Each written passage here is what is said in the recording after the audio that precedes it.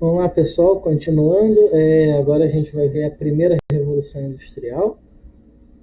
Vamos ver como que a indústria, né,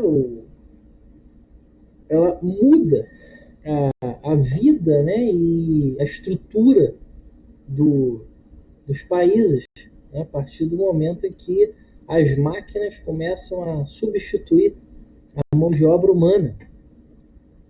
Então, a gente vai ter revoluções industriais. No caso aqui a gente vai ver a primeira, foquem nisso, é a primeira Revolução Industrial. Ela foi específica na Inglaterra, tá certo? E ela é basicamente a revolução das máquinas a vapor, tá certo? Máquinas movidas a vapor, com um combustível principal, o carvão, que vão impulsionar esses motores a vapor, certo? Então tá aí a partir do século XVIII, né? A primeira, a gente está focando na primeira, vai ter a segunda revolução, vai ter a terceira revolução, e alguns estudiosos atualmente já estão focando já na quarta revolução, tá certo? Mas a gente está focando aqui principalmente em específico na primeira, tá certo? Ela vai ocorrer na Inglaterra.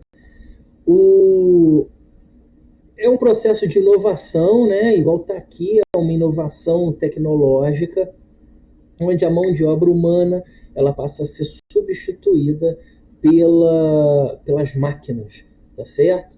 E essas máquinas elas vão começar a produzir o excedente, né? Muito produto. Isso aumenta o lucro do dono da fábrica. Antes você basicamente produzia o básico, né, usando mão de obra humana. Agora não, a máquina ela produz numa velocidade maior, então ela produz mais, e a partir daí o burguês, o dono da fábrica, ele passa a ter cada vez mais lucro, tá certo? É o que a gente chama de, óbvio, hoje a gente chama isso de capitalismo. O capitalismo ele foca nisso, fábricas produzindo um excedente enorme, e essa venda desse excedente gera cada vez mais lucro. Então é o capitalismo moderno. Então esse é o início do capitalismo que a gente vive hoje, tá? É a Revolução Industrial. Como que era a Europa antes da Revolução Industrial? Gente, a gente tem a Idade Média, que basicamente o ser humano ele produzia o básico para sobreviver, né? Com o tempo a gente vai ter o surgimento das cidades, né? As cidades voltam a crescer. A Idade Média, a vida é basicamente rural, e com o passar da Idade Média as cidades voltam a surgir. Nessas cidades nós vamos ter comerciantes. Esses comerciantes eles são chamados de burgueses, né? Eles viviam nos burgos, que seriam os centros urbanos, né? E esse comércio passou a ser feito por eles. Então aqui é um exemplo de um feudo, que é um feudo medieval, tá? Então você tem aqui o castelo do senhor, aqui em cima, né? Você tem o plantio do senhor, você tem o moinho, o rio. Aí aqui você tem o plantio dos servos, né? Aqui plantava-se basicamente necessário para sobreviver. A igreja, né? A casinha dos servos. Então essa é uma vida rural, é uma vida da era feudal. Tá? Só que conforme as cidades vão surgindo novamente, nós vamos ter comerciantes nessas novas cidades. Esses comerciantes, com o tempo, eles vão ganhando dinheiro, né? Eles vão vendendo, eles vão trocando, eles vão comercializando. Aí vem as grandes navegações.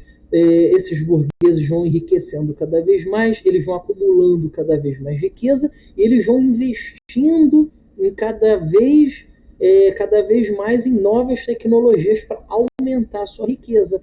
Então é onde no século XVIII, né, esses burgueses eles começam a investir em uma maneira de ganhar mais lucro. Tá? Então, que tal a gente fazer com que esses produtos sejam fabricados mais rápido? Então, gente, essa nova tecnologia, ela é para isso. Ela é para gerar lucro ao burguês. Tá certo? O camponês, ele passa a trabalhar nessas fábricas, né? A vida do camponês. Como que era a vida do camponês, gente? O camponês, ele não precisa de horário, né? O camponês, ele não tem uma hora exata para começar a trabalhar, ele não tem uma hora exata para parar de trabalhar. Só que agora não, agora esse camponês, ele passa a trabalhar na fábrica. A fábrica, você tem que obedecer o relógio, você tem hora para entrar, você tem hora para sair, você tem que obedecer regras. Então a vida desse indivíduo agora, imagina, gente, esse indivíduo, esse inglês do século XVIII, né? Como que a vida desse inglês, ela vai mudar, uma vida de campo, agora é uma vida presa dentro de uma fábrica. Agora essa fábrica, ela não é a mil maravilhas, né? Ele não tinha onde morar direito, muitos moravam nos fundos das fábricas, fábricas úmidas, sem iluminação, risco de acidente, trabalho infantil. Então, gente, você não tem água encanada, você não tem esgoto, você não tem nenhum saneamento básico, má alimentação. Então, gente, essa é a vida agora do inglês, né? A gente pensa, nossa, a Revolução Industrial, ela foi um período bacana. Foi, ela deu início à tecnologia. Só que, para quem viveu naquela época, era uma situação péssima de trabalho realmente dentro dessas fábricas. Muitas das vezes, gente, imagina você, hoje a gente trabalha normalmente, o trabalhador comum, 8 horas por dia. Naquela época você trabalhava de 14 a 16 horas. Você não tinha férias, você não tinha direito à greve, você não tinha nenhum dia de descanso, trabalhava-se de domingo a domingo, tá certo? Então, com o tempo, o povo, né, o empregado, o que a gente chama de proletário, eles começaram a tomar consciência de que aquilo ali não era uma vida adequada a um ser humano. Então a gente vai ter aí alguns movimentos, tá certo? Por exemplo, alguns movimentos contra essas péssimas condições. O primeiro deles é o movimento ludista, tá certo? Que muitos chegaram, destruíam as máquinas, né? Essas máquinas a vapor, eles entravam nas fábricas, destruíam as fábricas. Nós vamos ter um outro movimento famoso no período, que é o movimento cartista, que é um pessoal, né, na década de 30 e 40 do século XIX, que é um pessoal que tentou levar cartas, né, ao governo pedindo melhores condições de vida, melhores condições de trabalho. Tá? Muitos vão ganhar, tá certo? Com o tempo o governo inglês vai tomar parte disso e vai ver que você precisa ter um descanso semanal, você precisa trabalhar menos horas. Então, esses movimentos, com o tempo, eles até surtem um efeito. Tá? Férias anuais, etc. Por que na Inglaterra, né, gente? Então, a Inglaterra ela é rica, começando aí em carvão, tá? Que é o alimento das fábricas. As máquinas a vapor, elas são alimentadas com carvão e minério de ferro. Então você vê aí são matérias-primas para a revolução, tá certo? Você vai ter grandes máquinas de ferro movidas a vapor e para alimentar esse vapor você tem uma grande reserva de carvão. Então isso a Inglaterra ela tem em grande abundância. E o mais importante, a Inglaterra ela tinha essa burguesia que acumulou muita riqueza ao longo do tempo, tá? Que pôde financiar essa nova tecnologia, e aí você tem o pioneirismo inglês nas grandes navegações. E, óbvio, o governo, né? O governo incentivando essa burguesia e essa busca de maiores lucros. Tá? Então, você tem todo esse conjunto que fez com que a Inglaterra saísse na frente aí nas fábricas, né? Nas novas fábricas que vão dominar o mundo. Aqui eu trouxe alguns exemplos para vocês de uma das primeiras máquinas, das primeiras formas de produzir, né, mecanizado.